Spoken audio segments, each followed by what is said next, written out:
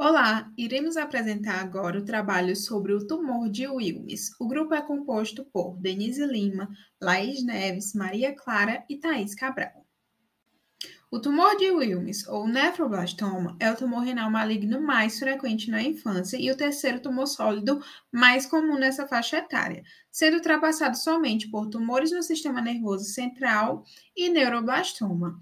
Ele é um tumor que pode acometer um ou ambos os rins e ocorre principalmente em crianças antes dos 6 anos de idade. E a cada 10 casos de câncer renal, 9 são tumores de Wilms. E na maioria das vezes há apenas uma lesão isolada, mas tem um pequeno número de pacientes com esse tumor que tem mais de uma lesão no mesmo rim. E em ambos os casos, a doença geralmente ela se torna muito grande antes de ser percebida. Falando da etiologia, o tumor de Wilms ele parece resultar em alterações de um ou mais genes. O gene do tumor Wilms1 é localizado no braço curto do cromossomo 11. Esse gene ele é necessário para o desenvolvimento geniturinário normal e é importante para a diferenciação dos blastemas renal. Mutações germinativas do Wilms1 estão associadas com a criptorquidismo e fosfadia. Entretanto, mutações germinativas desse gene têm sido encontradas em cerca de 2% das crianças fenotipicamente normais com tumor de Wilms. Os filhos desses pacientes provavelmente têm risco aumentado de ter o tumor de Wilms. O gene localizado que causa a aniridia está localizado próximo ao gene do Wilms1 no cromossomo 11 e delegações envolvendo o Wilms1 e o gene da aniridia explica a associação entre essas malformações e o tumor de Wilms. Falando agora sobre a epidemiologia do tumor de Wilms, esse é um tumor que ocorre em 1 a cada 10 mil crianças abaixo dos 15 anos de idade. E a idade média do diagnóstico é de 44 meses para os pacientes com doença unilateral e 32 meses para aqueles que têm um tumor bilateral. E há uma discreta preferência desse tumor pelo sexo feminino. A sua fisiopatologia acontece da seguinte forma.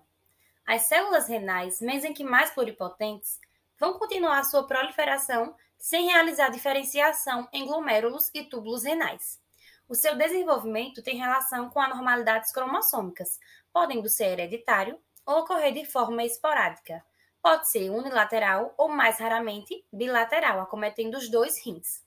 Acredita-se que o tumor de Wilms tem origem nos restos nefrogênicos, que são focos de tecidos renais embrionários que persistem mesmo após o nascimento.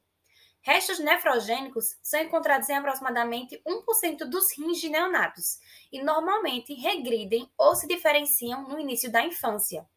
Presume-se que os restos nefrogênicos sejam lesões precursoras do tumor de Wilms, porque eles são encontrados em 40% dos tumores unilaterais e 100% dos bilaterais. Vamos agora entender quais são os sinais e sintomas do tumor de Wilms. Esse é um tumor que tem como primeiro e principal sintoma ou sinal a massa palpável no abdômen, causando o aumento desse abdômen. Essa massa ela pode ser percebida quando os pais ou cuidadores vão dar banho na criança, vão trocar essa criança, ou até mesmo quando o número da fralda aumenta por causa desse crescimento. Outros sintomas são febre, enjoo e náuseas, perda de apetite, sangue na urina, hipertensão, prisão de ventre e dor no estômago. Esse câncer pode se espalhar para outras partes do corpo, atingindo principalmente os pulmões, que pode causar tosse e falta de ar. Falando sobre o diagnóstico, ele é feito por ultrassonografia, tomografia abdominal ou ressonância. O tratamento ele pode incluir reseção cirúrgica, químio, rádio. Geralmente, esse tumor ele atinge crianças com menos de 5 anos, mas às vezes crianças maiores e raramente adultos. Na ultrassonografia, ela vai fornecer informações sobre a natureza cística ou sólida da massa e sobre o envolvimento das veias renal ou cava. Na tomografia, ela identifica o envolvimento pulmonar metastática no diagnóstico inicial. A ressonância ela vai ser necessária para determinar a extensão do tumor e a disseminação para os nódulos linfáticos regionais e rins. Falando agora sobre a sua classificação, o tumor de Wilms possui subtipos, que são agrupados em 2 tipos principais com base na sua aparência ao microscópio, chamada de histologia. A histologia favorável, as células neoplásicas não parecem muito normais, mas não há anaplasia, que é o aumento dos núcleos nessas células. Aproximadamente 9 em cada 10 tumores de Wilms têm uma histologia favorável e a chance de cura é bastante grande. Já na histologia anaplásica, a aparência das células cancerosas varia amplamente e seus núcleos, as partes que contêm o DNA, tendem a ser muito grandes e distorcidos. Isto é o que a gente chama de anaplasia. Em geral, os tumores nos quais a anaplasia está espalhada por todo o tumor, no caso a anaplasia difusa, são mais difíceis de tratar do que os tumores nos quais a anaplasia é limitada apenas a certas partes do tumor, que é a anaplasia focal. O seu estadiamento é realizado por meio de exames de imagem para detecção de massa em um ou ambos os rins e metástases à distância.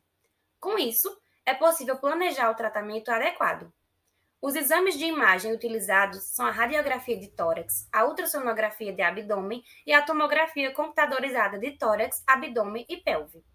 O estadiamento baseado na patologia, após a cirurgia de ressecção tumoral, é de extrema importância para o planejamento do tratamento adjuvante. Além da extensão da doença, o subtipo histológico, que foi o que eu falei ainda agora, ele também é levado em consideração na classificação de risco da doença. Falando agora sobre a prevenção e os fatores de risco do tumor de Willis, sabe-se que ela apresenta causa ainda desconhecida e que ainda não há nenhuma associação descoberta em relação aos fatores ambientais e ao estilo de vida do paciente. Porém, existem algumas condições clínicas e síndromes genéticas que podem estar associadas a um maior desenvolvimento, a um maior risco para o desenvolvimento desse tumor. Uma dessas síndromes e alterações genéticas é a síndrome WAGR, que é uma combinação entre o tumor de Willis, propriamente dito, a aniridia, que significa a ausência da íris, alterações do sistema geniturinário, bem como o retardo mental. A principal causa dessa síndrome é a deleção do cromossomo 11, ou seja, vai ter a remoção de parte desse segmento desse cromossomo que vai causar tal síndrome, bem como ela é considerada uma síndrome autossômica dominante. Outro fator de risco é a síndrome Bechet-Whitman, que é causada também por alterações tanto genéticas ou epigenéticas do cromossomo 11. Outros fatores de risco também é considerado a história familiar de pacientes que tenham o tumor de Willis, bem como a aniridia isolada. Falando sobre o tratamento do tumor de Willis, ele é considerado um tratamento em conjunto, um tratamento associado entre a quimioterapia, o tratamento cirúrgico, que é a nefrectomia, e a radioterapia. Porém, esse tratamento ele vai variar de acordo com a condição do paciente e com outras características, como a idade do paciente. De forma que o paciente, se ele tiver menos do que 7 meses, é indicado de primeira que o paciente realize a nefrectomia, para aí sim começar com a quimioterapia e logo em seguida a radioterapia, se necessário. Porém, caso o paciente tenha mais do que 7 meses, é indicado que primeiro realize a quimioterapia pré-cirúrgica, para aí sim vir o tratamento cirúrgico e a radioterapia, caso necessário.